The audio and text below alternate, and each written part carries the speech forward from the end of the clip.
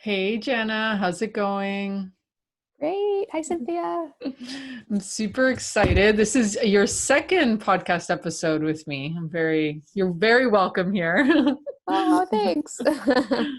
So why don't you go ahead and actually tell the audience where this topic came from so that we can just get that background and then we can dive in. Yeah, absolutely, for sure. For those of you people who are listening who are new around here or didn't hear like the first episode that I appeared on Cynthia's podcast, I'm Jana, and my company is Jana O Media, and I am a Pinterest marketing strategist. And the interesting thing about Pinterest marketing is that it is not social media marketing, but actually a search engine marketing. So one of the things that Cynthia and I we have a lot of things in common, but one of the things that we have in common when it comes to our business is that there's a lot of commonalities between search engine marketing on Pinterest and search engine marketing on Google. They're like different environments, different ecosystems, but they're similar in some ways. And so I recently took some information that I learned in college, believe it or not, many, many moons ago, and applied it in a way to Pinterest marketing to create some content and training for my audience, who are people who want to, mostly like health coaches and wellness coaches who want to market and get clients using Pinterest as a platform. So I took this information that I learned a long time ago and applied it in a new way, and have been helping clients with it. And because this information that I'm going to share with you guys today is all about like search engine marketing, and well, not all about, but is relevant for search engine marketing, I had this brainstorm where I thought, oh my gosh, this would be something that would be super helpful for Cynthia and for her audience too. And my guess is that, Cynthia, you're probably already using this marketing tenet that we're going to talk about in your business and in your client work. But sometimes when you kind of put when you go back and you take 6 steps back and like recognize like the framework that was created, and this will make more sense in a minute, but it sort of brings, I think, some of the things that we do into sharper focus when we think about the big picture about why we do it. So basically, just to kind of like reveal what we're talking about, or what we're planning to talk about, is in 1966, this gentleman named Eugen Schwartz wrote a book. It's called Breakthrough Advertising. And you can't even find this book online for less than like $150 now. That's like the cheapest version I found. So I haven't bought it yet because it's like on my list of things to like splurge on when I get a chance in my business. But you can find a lot of, information about what he teaches in the book online. And one of the things that he teaches, which I think is just brilliant, and like I said, it really definitely applies to all different kinds of marketing, but certainly search engine marketing, is this idea of the 5 stages of the buyer journey. So that's really what we're kind of planning on talking about today. And that's sort of the story of how we decided we wanted to chat about it, because I think we both agree that it's really relevant to the things that we do and the things that we teach our audiences. So Yeah, and I feel like it just doesn't get talked about a lot. And also it was something that we talked about a lot in our, mastermind conversations, because it does come up a lot with web analytics where you're looking at like first touch marketing and last touch marketing. And I think it's one of those things where I realized I was not that I'm better or anything, but I was thinking about it a lot more than maybe my clients were, my audience was. And a lot of people don't right. even think about this stuff. And they're like, oh, right. Like people don't just come to our websites or come to our businesses and buy the first time, very rarely. And so it actually takes the pressure off and it feels really exciting because suddenly you're thinking more about a journey than just like one visit or even 5 visits. And so that's also why I got really excited when you kind of pitched it to me, because it's so relevant to what we do, but it's really relevant to anybody who runs a business to think about their digital marketing and all their marketing in this way. So yeah. Yeah, totally. I think this what we're going to talk about today has a lot of applications. Yeah.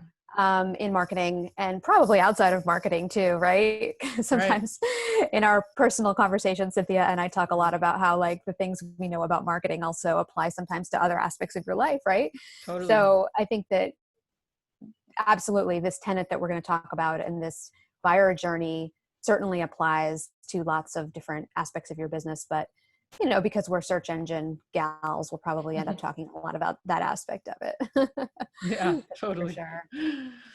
So why don't we like kick it off with just talking about the concept of like, what is a buyer journey? Like if someone who's like really Hmm. never heard about that term before, like how would you define it?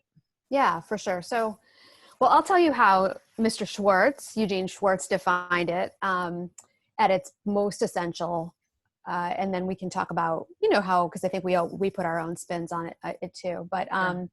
basically, he said that there are 5 stages of buyer awareness, and people typically start with the first one, which is unaware. And as they move along in these stages of buyer awareness, different things are important to them, and different things are, we need to be aware of which stage different people are at in order to be able to speak to them and make sure that what we're saying sounds like it's relevant to them, so that it'll get their attention first of all, but then also help us get them to take that next step with us, right? That micro conversion. So typically, like, a person would start where they are completely unaware. So they don't know that they have a problem at all. And it's actually not even really usually worth like marketing to them at this stage. So that's one of the things that, Eugene Schwartz pointed out to us, that listen, there are some people out there who are just unaware that they have a problem, even if they do have it. Right. And like, not everyone is going to respond to everything, to the things that you talk about, because they may not even be aware they have a problem. And then the next stage for them is that they become problem aware, or you could also call it pain aware. That would be another way to describe it. So they become aware of this problem that they have, or this pain that they're experiencing. So now they know they have a problem, but they don't know that there are solutions to that problem yet. And then in the third phase, they become what's called solution aware. So now that person, not only do they know that there's a problem, but they also are aware that there are some potential solutions out there, not just maybe one, but multiple ways that they could go about solving it. But now they know that there are solutions, and they haven't chosen one of those solutions yet. And they definitely don't know about you and your, Eugene Schwartz calls it your product, but we can definitely say product or service for sure in this case, because I think many of the people who listen to this podcast, and many of my clients, and I know some of yours, Cynthia, too, are service-based entrepreneurs as well. So you can really say product or service here. But in that solution aware phase, the third phase, they become aware that there are solutions, but they don't know about your product or your service as a potential solution yet. But they do become aware of it in this fourth phase, which is called the product aware or solution aware phase. So now they know about you and the solution, or the you're offering in particular, that product or service that's a solution to that problem. And they're not totally sure that, what you have is going to solve it, or that what you have is the right solution for them, or the one they're going to choose, but they're aware of it now. And then at the very last stage of the process, the buyer awareness process, it's what Eugene Schwartz calls the most aware part of the process, where that person knows a lot about your product and your service. Maybe they've been reading up on it. Maybe they've been checking out your website. Maybe they've been binging on all your back content, that type of thing. And they're kind of like on the cusp of buying. And now they really need to know those specifics. Like, they need to understand exactly, the features of your offers, and exactly what the process looks like to get to that solution. And this is often where things like testimonials and social proof are coming into play, because at this point they've kind of like started to like already decide emotionally that they want to invest in your product or service, but now they need those like logical, pieces of information to back up their decision that they've kind of already made emotionally. So that's the 5 stages of buyer awareness. So it's unaware, problem aware, solution aware, product aware, and then the most aware is that last stage. So one of the things that I think is really interesting to think about with these different stages is to take, your particular business and basically try to kind of, fit different people's awareness and problems and solutions and that type of thing, like, into this matrix, so that you can understand in your particular business who you're talking to at what stages, and exactly what they're thinking about and what they're noticing in these different stages as it applies to your particular audience and your particular business. Yeah, I love it. Yeah, and for me, I actually think about this journey even beyond because he doesn't even mention kind of the sale here. If someone, it's kind of like before all that, right? But I think about it even looking at like what happens after they buy too, because everyone says it's easier to sell to someone who's already bought from you. And so it's interesting to like go back and like go through that process again, maybe with a different service, or like someone who's a multiple buyer, or even like a client. Like I think about, how do my clients like come back and use my website, right? And I think about that stuff Mm-hmm. because to me, that's a journey. It's like, it's never ending to some extent. And there are these key points that people come upon. And a lot of the times we're so focused on getting new people, which is fine, but it's, it's important to like see the whole process, I guess, in a way. Mm-hmm. Yeah, yeah, totally. I think that the 5 stages of buyer awareness definitely is sort of like isolating this part of someone's customer journey. It's almost like it's kind of like one part of the customer journey. Yeah. And then after someone buys, like there are other parts of the customer journey. And Right. someone during those other parts of the customer journey may very well end up sort of like back in this cycle again, where they're becoming, aware of another solution that you offer, Mm-hmm. or, something like that. So I think that Yeah, that's a good point. I think like the 5 stages of buyer awareness probably fit into the bigger picture of the customer journey. totally. So Yeah. it's pretty interesting to think about these things, I think. It's like the buyer psychology really is what this is all about. Yeah. Yeah. And so maybe some people are like wondering, okay, this is interesting, but how can I be more intentional Mm-hmm, about exactly. this? So how would you tell like your clients, when it comes to Pinterest or any of their marketing, how would you say to them, how can you design this? Because a lot of this feels kind of out of our control. But at the same time, we can choose, what marketing platforms we focus on. We can Yep. choose to, use certain language to target people at each of these stages. Like you said, like testimonials work really well when they're um, in that last stage, right? The very Yep. product aware, and then the consideration. We've all been there. We're like, on that sales page, and you're like just called, and you're like, okay, but is this going to get me the results, right? You're like on that tip. Right.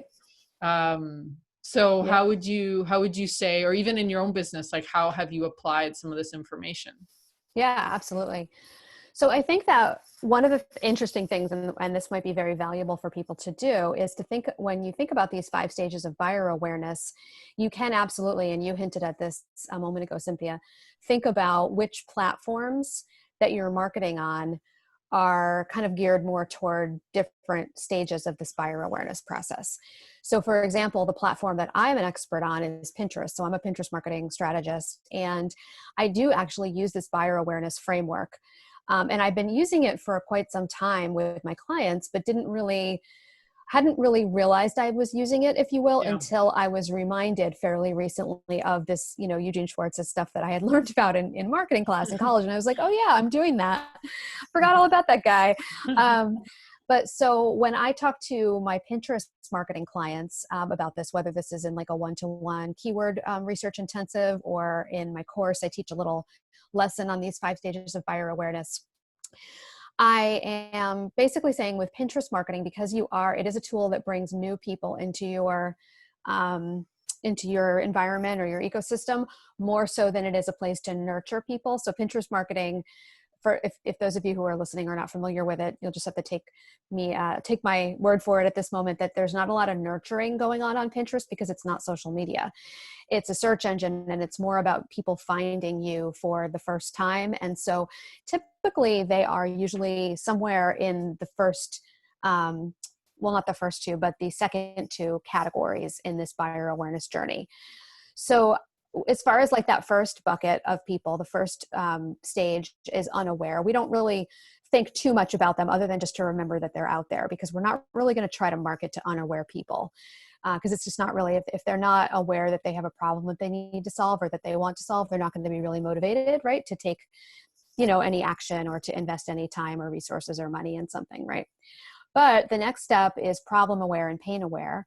And then after that, it's solution aware. And so on with Pinterest marketing, A lot of your Pinterest marketing strategy is about keywords and about finding the right keywords that people are using when they're searching on Pinterest, so that they'll use those keywords, and then you're also using them on your account in 6 different places, so that you will be discovered by people who are searching for those things.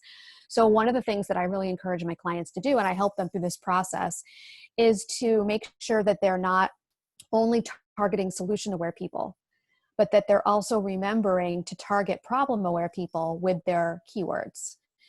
So I'll give you one quick example, like, of my business. You asked about how I use this in my business, and then I'll give you maybe some other examples that your audience might find like a little more meaningful too. So if you were to ask me a question about my Pinterest profile, and this is going to get a little meta, but if you said, Jana, what is your Pinterest profile all about? Like, what kind of keywords do you use? Who do you want to attract? I would say, well, what do I help with? How do I, what do I want people to be, like, when people search for something and they find me, what is it that they're searching for? And I think, okay, well, Pinterest marketing. So I'm going to have boards, and I'm going to use keywords called things like Pinterest marketing for coaches, and Pinterest marketing keywords, and designing Pinterest pins and things like that. Right. And that's great for the people who are solution aware, who are already like, okay, I really want to learn how to use Pinterest to get clients. So I'm going to search for Pinterest marketing and how to use Pinterest keywords and things like that. But if I skip right to that solution aware audience, I'm kind of like leaving out in the cold, like this whole half of my audience that I would like to be attracting and that I could be helping and serving. And those are the problem aware people. So those are people who are searching for things like get coaching clients or attract clients online, or things like grow my email list, or their problem is that they don't have enough of an email list to launch their products and services to yet, or that their email list isn't targeted enough yet, or that they don't have enough clients. So I also have boards on my account, and I use keywords on my Pinterest account that are things like get coaching clients and attract coaching clients and grow my email list, things like that. So that would be like the kind of advice that I give, is to make sure that when you're doing your keyword research and your keyword planning over on Pinterest, that you would be considering people who are both problem aware and solution aware, not just skipping ahead to the solution aware people only. Right. So yeah, it might help. I'll try to, maybe you can share your impressions on that, Cynthia, and I'll come up with an example that's a little bit more oriented towards I'll think of a client example too to share. Yeah, no, I agree. And I think we all do it. Like, we're all so focused on selling the thing that we have. And so we've all done it, right? Or we sell to, one of the biggest mistakes a lot of people make is they sell directly to that last stage, right? The product aware. They're like selling the tactical things, like you get this and that. And I find, and I think about this for myself, like, once I'm at that point where I'm ready to buy that service or course, I almost don't care about those things, because it's like, I just want the result. And so people want results. And then of course, like, taking them through a nice journey is important, but it's almost like the person has enough trust in you at that point that they're like, okay, you're going to make me like wear pajamas and like eat bananas or something and like dance around backwards. I'll do it if that helps me grow my traffic. Right. So yeah, no, I think that that's a good point. Like, if you do a really good job in the early stages of the buyer awareness, during that stage where they're becoming pain aware, they're becoming solution aware, they're becoming product aware, then when they get to that last stage where they're really considering your product, they're very product aware, it's going to be a lot easier for you to seal the deal, so to speak. Right. So absolutely. For sure. So I'll give you another couple of examples that I think would be helpful. So one of them, like a health coach that is a client of mine, she has a coaching program and a membership program for women to help them balance their hormones and improve gut health. So if I were doing a keyword intensive session with her, for example, and I asked her, well, what are the things that you think people are searching for around the things that you help with? She might say, well, hormone balancing diet and balanced hormones naturally, hormone testing, that type of thing. And those are definitely things that we want. If someone searches for those things, we would like them to find her content on Pinterest. Right. But those are the solution aware things. And I would also encourage her, and I have encouraged her because she's a client and we've done this and it's worked very well, to think about the problem aware people as well, but the people who are problem aware but might not be solution aware yet.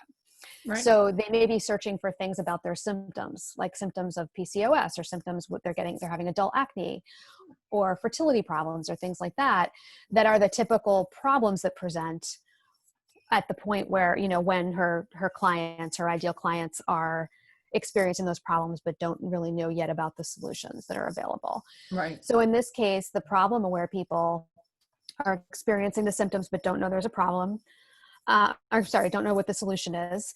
Then at some point they may learn that the solution might be to eat a diet that's what she calls a hormone balancing diet, and to balance hormones naturally, and to test, do hormone testing, things like that. And then eventually, once they know that those solutions are available, then they become product aware, right? And they now know that she offers this membership to teach you how to do those things. Right. But if she were to jump right ahead and only try to rank for, if you will, keyword wise on Pinterest, the hormone balancing diet, the balance hormones naturally, she'd be missing out on this whole audience that hasn't really discovered yet that that's what's going on, that they need, that kind of solution. Right? Yeah. Yeah. And it's a shame because there might be people who want to, they have acne, or maybe they have weight problems or whatever. Mm-hmm. And they don't even know that the diet is even connected to that, right? Because they don't know that. Mm-hmm. So it's almost like you're limiting the people you can help because you're not speaking their language. Right. And it's interesting too, because different coaches, for example, might teach about different things, and their problem solution matrix might even be a little different because of who their ideal client is. Yeah. And where they are in their journey. You know what I mean? So another coach that I work with is a weight loss coach, and the problem aware people that she would love to be discovered by are people who might be searching for things like how to lose weight after 40. Mm-hmm. And I can't stick to a diet and slim down and things like that.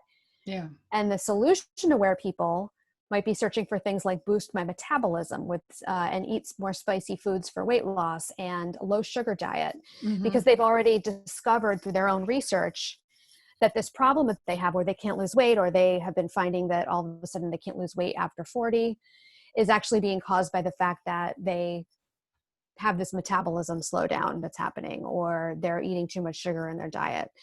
So depending on who your ideal person is, where they're at and what they're searching for at the problem aware and the solution aware stage, that might change from person to person, or from coach to coach, depending on what you're teaching and how you help them accomplish what they want to accomplish. So it's kind of interesting. So like with her, she wouldn't want to just jump ahead and only rank just for low sugar diet and metabolism boosting, because then people who aren't at the point yet where they know that the metabolism boosting and the low sugar diet is actually going to help them get the results they really want and to solve their problem, which is that they can't seem to lose weight. Right. Yeah. So that's another example. Yeah, no, it's so important. And it's something that I think, just for some people who are listening who are like, I don't know how to get that information, I think the best way is just to have conversations with people who you already trust, and like clients who you have that level of trust with. Like I, at the beginning, would just take time, like either, I would be very clear with the client, like either, can I take 5 minutes of your time after this call? And I'm happy to offer a keyword, or, do those consult calls where you do like 15 minutes of free consultation, and then you take 15 minutes and just ask them very honestly, like, what do you worry about at night? And I find that when I get more generic in terms of my questions, like I don't get so like, I ask them about SEO, but just opening up the board of like, what are things that you're worried about? What are your goals? Blah, blah, blah. That sort of thing can tap into some interesting points and things you'd never would have thought about before. Like, because we're experts in what we do and we enjoy it. And this happens to all experts. Like, you love what you do and you're so focused on the solution, the solution, that's sometimes hard. Even if you've transformed yourself and your life through your process, it's still hard sometimes to like remember and to take a step back of like, what was I really thinking? What was I searching at the beginning of that journey? Exactly. Or even like, not even at the beginning, like near the end, or even at the end when you decide to hire someone or get help or whatever. Yeah, that's exactly what it is. It's about, what they call market research, right? But it's also really, at the end of the day, it's just really, you said it, like putting yourself in that person's shoes and figuring out what it is that she's searching for. It's marketing psychology, really, and thinking, what is it that she's searching for? And if our friend Eugen Schwartz was here, he would say, well, the answer to the question, what is she searching for, is going to be different depending on how problem aware she is, right? So Yeah. Yeah. And I think there are people who like outline, there's like categories of problems. There's like health problems, there's financial problems, there's like relationship problems. I know there's people who've done studies on like, what do people spend money on? Like, what are they willing to spend money on? Their family, like kids for sure, like their health.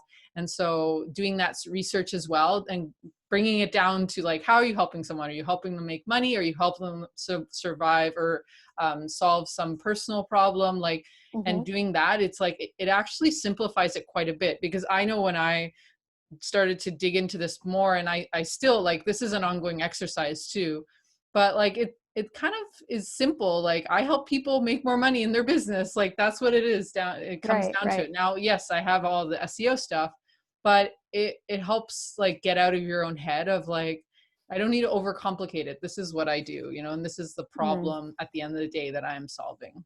Yeah. Yeah. I think it's like a lot of things in our businesses, a lot of the art of business and marketing is sort of like being zoomed in and zoomed out at the same time. Right. You know what I mean? Like being able to see That's the a big good way. picture and the small picture at the same time, and to be able to calibrate them and to really, you know, we're like camera lenses. We're like constantly zooming in and out in order to be able to glean what we need from the specifics and the more general. And like you said, zooming out sometimes gives you a different perspective that you wouldn't have had otherwise if you didn't take that time to zoom out and think about it that way. Yeah. Yeah, I don't the know if that makes problem is sense, when you're so zoomed in and then you're like backed against the wall and you're like trying to go forward. right. You don't see the wall because it's so close. That's Right, the right, that's right. the bad thing. But yeah, I guess Well, and it is, that's where I mean, when I'm there, I ask for help. You know yeah. what I mean? Like and that's the thing is, it's like they also say that, you know, trying to solve your own business problems sometimes is like trying to read a bottle from the inside, or read a bottle label from the inside, right? So that's where, I mean, I know that I've helped a lot of people get unstuck in that way. Yeah. Brilliant women who are amazing coaches, but just were so zoomed in Yeah. that they didn't remember to zoom out to think about those other stages of buyer awareness as an Mm-hmm. example. So Yeah. sometimes just getting that expert and outside but educated opinion on things is just so helpful. So, but anyway. So we talked, yeah, so we talked a lot about like the problem unaware, the problem aware. And we talked quite like a little bit about the last stage. So how about that middle ground, like the solution aware and the product aware? How do you Yeah. think people should, I guess there it just comes down to like sales page information, like having a really good website or a Pinterest profile that's like very clear about what you do, because those people are just, they know you exist, they know you, what you do, and it's more about those details of like how you do it, the results you get, like your experience in their area, that sort of thing. Yeah. Yeah. So, I mean, I think it varies by platform. So with Pinterest marketing, the way that I teach is that there's these 5 stages, but that 3 of them kind of fall away and we don't worry about them too much with Pinterest marketing. So when people discover your content on Pinterest, they're problem aware and solution aware, but they're not product aware yet, generally. And so I also consider Pinterest to be like an entry point to someone's funnel, if you want to call it a funnel, or a customer journey, or whatever you want to call it. Yeah. So basically the way that I see things is that when someone is problem aware or solution aware, we want them to find you on Pinterest. But what we want them to do when they find your pin on Pinterest isn't really to go to your profile. Or I mean, if they do, that's fine. And you want to have your profile optimized visually and your messaging on point so that if they find you there, they'll understand who you are and what you do. But what we really want them to do on Pinterest is we want them to click on your pin and go over to your website or to your landing page or to your piece of content or Right. your YouTube training or your podcast episode show notes or something like that. So in my mind, in the Pinterest marketing world, once somebody becomes product aware, that's where now your website takes over, and your off Pinterest marketing takes over. So there isn't really anything that happens on Pinterest that is going to really help someone get from the product aware to the very aware stage. That's up to you once they've discovered you on Pinterest and bopped over to your, and now they're over having this like side conversation with you over on your website or on your piece of content, YouTube video, podcast, whatever that is. Yeah. So that's, I think, where we need to be thinking about those people and how are you going to nurture? So that's often what I ask people about Pinterest marketing. It's like, well, okay, so now we know how people are going to discover you. Now, how are you going to nurture them? And you can kind of look at those last two stages as the nurture stages, right? Right.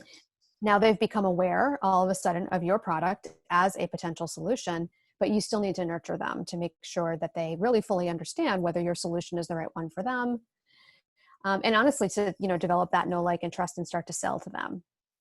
Right. So I think a lot of that happens on your website and in your email marketing, if you're doing email marketing, places like that.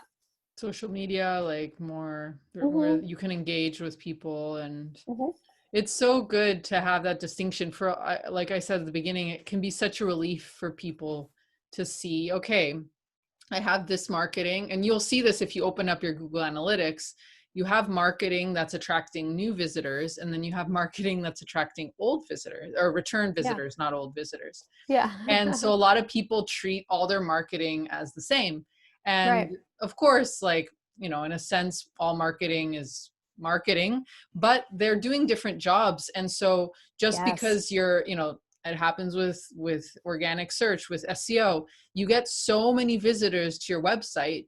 And so that's great, but remember that not everybody's going to come back. And so that's the job of SEO, kind of similar to Pinterest in many ways. But then you need to have other marketing mechanisms there in place to keep people coming back or to build a relationship with the right people. Not everybody is going to resonate with you, and that's fine.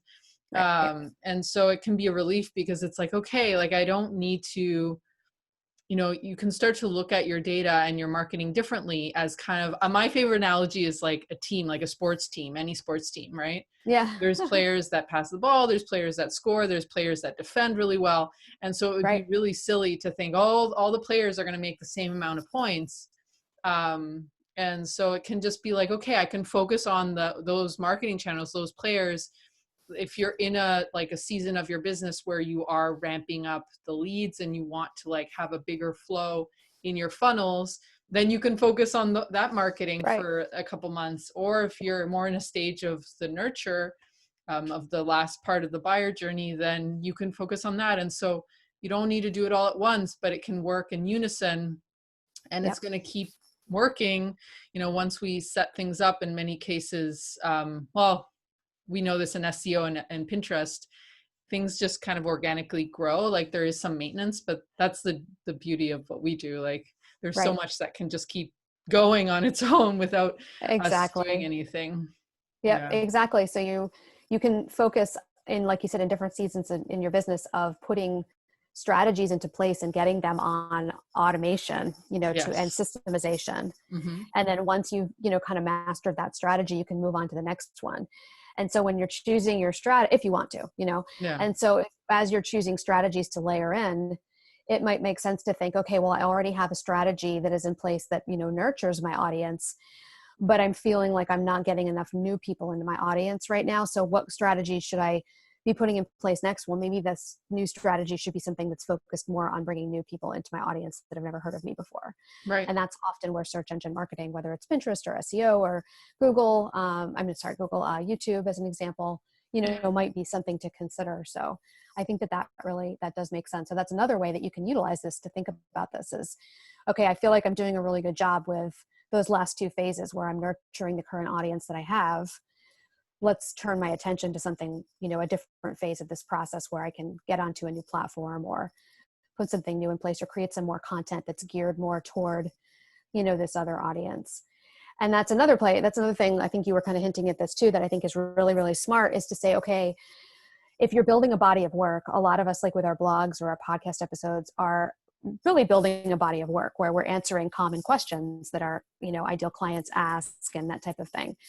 You can look at your current content and say, okay, I've done a lot of like writing blog posts as an example about answering questions that people have from this one category.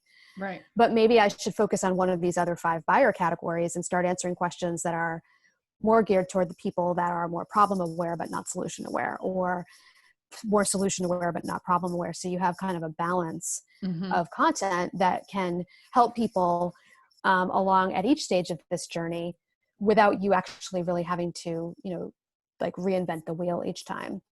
So if you get a lot of questions from people who are already solution aware, then you can direct them, for example, to like a blog post that answers their questions. But maybe you haven't created enough of that for those more problem aware people. Mm-hmm. Yeah. Yeah. It can be very intentional. Mm-hmm. I know a lot of people who we're doing this naturally. Like if you're passionate Yeah. about what you do, like that's why I'm always cautious about, like, it's good to break things down. Some people find that clarifying, but for those of you who are like, oh, I'm not doing it, it's like you're doing it, you're probably You doing it are. naturally. It's just sometimes it's nice to have like a little bit more of an intention. Like if you sit Right. down, you say, this blog post is designed for this, it can help you really point it in that direction. Instead of just, or if you are stuck and you don't know what to write about or what to create content about, thinking about these things can generate some ideas of like, okay, if they're at this stage, they're probably thinking more about testimonials or results. So I'm going to create a Mm-hmm. case study, for example. Mm-hmm. And so that's where it can become a tool to, like you said, like generate like an even amount of content in each Mm-hmm. area. Mm-hmm. And also to think about, because at the end of the day, most of our clients and people who end up purchasing things from us, they have similar problems and similar questions. Not that everybody's the same, but like, for me, I know everybody always asks, like, how long does SEO take? Like, Mm-hmm. what are keywords? Like, I kind of already know, like, what are the biggest things that people are worried about? And it's Yep. just like a relief. I can create one episode for each of those problems. And then every time someone asks me about it, I'm like, yeah, great question. It's a great question. Here's a whole episode I did on that. Yeah. It's And such a great so, resource. Yeah. yeah, you can create something, like people talk about evergreen stuff all the time. And so Mm-hmm. it's just like a way to create this content that's serving you all the time, because Yeah. we put in so much energy and love and time into what we Right. do. And so if we can create stuff that can be repurposed, it's good. Right. Right. Totally. I was just looking over at my wall because on my bulletin board, I actually have this exercise up that I did through a program that I'm in, where I have these 5 stages, and they really, and I created this resource for myself and popped up on my bulletin board several months ago. This is actually, I'll just give a shout out if you don't mind No, to no problem. Haley Dale, who runs Your Content, Your Empire. I've been going through her program recently, and she encouraged us to look at these different stages. And so I have like stage 1, passion fueled and starting, where someone's just getting started on their business. Stage 2, where they realize that they need an audience. They were so excited and they created their offers, but then all of a sudden they were like, oh, like they built it and now they're waiting for people to come, kind of thing. Stage 3 is like she tries to set Pinterest up but doesn't have success at it because she's trying to treat it like social media. Stage 4 is that she is like ready for a real strategy with Pinterest, and she really, really, really wants it to work. And so she's, getting ready to buy a framework, like that's something that is a framework that will work for her. And then number 5 is like she's implementing the course that she purchased from me, and she's in the flow, finding the flow of it. Because I wanted to, just like you said earlier at the beginning, I wanted to make sure that I'm also creating content for people. As my course becomes more and more popular, I want to be creating content for people who've already taken the course as well. Right. Be able to help them, and I mean free content, to be able to help them Yeah. Keep to engaging. and to sharpen their skills. And at some point I may have another offer for them as well, or they may decide that they want to work one-to-one, one-on-one with me. Mm-hmm. Say that 5 times fast. So I was just thinking, as you were talking about that, I was thinking about that and realizing that, I kind of already had gone through this process in my own business of like assigning these categories. Just like you said, I was already doing it without even realizing it. But I think you're right. When you look at something like that, for me anyway, I am the kind of person that if I see a framework like this, and if it makes sense to me, because not Yeah. every framework that you encounter resonates, right? Yeah, But if yeah, you find one like this one resonates for me, it does bring things into like a nice sharp clarity and helps me to almost like break down what I feel like I need to take action on in order to be able to leverage this really powerful information, in this case, this tenet that people have been using in marketing for, decades and decades. So it helps me, I think, like I said, get clarity on what exactly I need to do next in order to leverage my knowledge of this and leverage this this thing that exists, out there in human psychology. Right. Yeah, and it connects us back to the emotion around like selling, right? People always say like people don't buy from that side of the brain that's Right. logical, they buy from the other side that's not logical. And we've all had that experience where we just want something and we're like, we Hmm. just feel this sense that we need it. And that logic kind of goes out the window. And so if we can connect with that emotion, Yeah. it can be a really great way to connect with our own passion and what we do, but also connect with what the other person is needing. Because if we can do that well, we're helping more people and Yeah. we're reaching new levels of success in our business. And I love the journey because there is passion. Said passionate about her first, she's starting her business. She's so passionate. She's like Yep. frustrated. Like there was always like an emotional word in each stage. And like, you can Yeah. feel that, right? And that's Yep. kind of like, oh, okay, I can speak to that frustration. I can speak to that passion, Hmm. instead of like Pinterest, just like the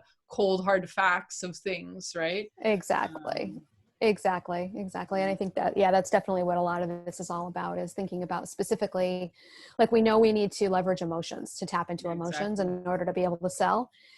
But one of the ways, sometimes it can be hard to know how to do it. And I think this framework, this 5 stages of buyer awareness, gives us more insight into exactly how to pinpoint what emotions people are feeling at what stages in the process. Yeah. Absolutely. Perfect. Yeah. Yeah. And I love what you said too about connecting with people, like creating content for people who've already bought Hmm. from you. Because let's be honest, if you have a course, one thing you might be struggling with is people engaging in your course, right? Or, even like Right. memberships or stuff like that. Like Hmm. it's one of the things we talk about, churn, right? That whole thing. And so having content that's also kind of thinking about someone who is on that other side, that you can re-inspire them, Right. that's great too. Like, again, I feel like there's so much focus on that first client. And I know it depends on your model and it depends on how you're, what you're selling and all that. Yeah. But I think about all the time, like, would this podcast inspire one of my clients? Hmm. Or would this podcast, help my client in any way? Right. And I think that sort of thinking, again, it's like helping everybody, whatever stage they're in, you're touching these different points of their journey. Right. Definitely. And to the extent that a framework like this helps us create clarity, I always believe that clarity is like an ongoing journey. You Yeah. can feel like a big breakthrough and feel a lot of clarity, but then a month later you have another breakthrough and you're even more clear and Yeah. you get even more clarity. And that's exciting. And then sometimes it's not just 2 steps forward. It's sometimes when it comes to brand clarity and clarity about your ideal audience and what they need and what they're searching for. If you're thinking about search engine marketing, like we do all the time, Yeah. it's not always a clear path, right? It's not always like 2 steps forward, 2 steps forward, 2 steps forward. Sometimes your clarity journey is like 2 steps forward, 1 step back, 2 steps forward, 1 step back, 2 steps back, 1 step forward, right? So, but as long as you're making progress, I think towards, more clarity and more understanding of your person, Yeah. Because then there's you're good. experimentation, right? I say this to all my clients, like, Mm, we're going to target a certain amount of keywords.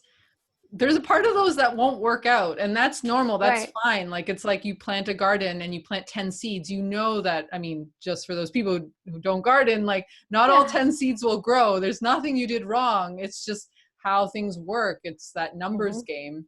And Yep. so that experimentation, and that, I think that's why we also have businesses. I mean, bringing it all down, it's like, just Yeah. had one way, it'd be so boring. Zooming that lens out. It's like we like that. I think that journey, like making it all philosophical, it's that journey that we also experience that helps us, learn more about ourselves and like feel that Hmm. um that excitement, right? That fulfillment that we're craving.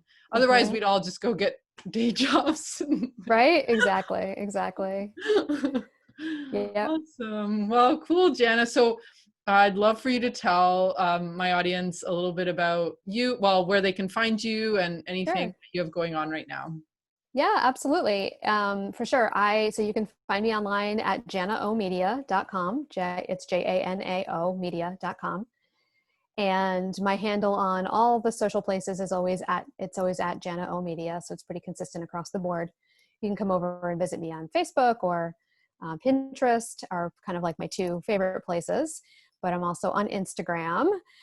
And I definitely, like, if anyone resonates with this, it's something that I, like I said, teach in my Pinterest with Purpose course as part of my larger framework of creating a Pinterest profile that is strategic and not just going to sit there and look pretty, but actually help you to grow your audience with the right people, to target the right people, and to get them to take that next step with you. So I teach keywording and all the visuals and all the strategy behind Pinterest marketing in the course. And then I also offer one-to-one intensives. And this framework that I have been using for a long time, and then just recently kind of remembered to put this like label on it when I remembered about this dude that I learned about in school, is something that I definitely use a lot. So if you're listening and thinking like, oh yeah, I'd love to be able to do that, like with Pinterest especially, definitely send me a message or check out my website, because this is really the framework, part of the framework that I use to help get people that clarity on exactly what keywords they should be using on their Pinterest profile, since I'm applying it specifically to the platform, that I work on. So yeah, so those are all the different ways to find me and ways that I could potentially help if someone's listening and going, oh my gosh, I want to do that. Yeah, for sure. It sounds awesome. Well, this is so good. I'm glad we had this one. And yeah, we'll talk soon. All right. Bye. Bye.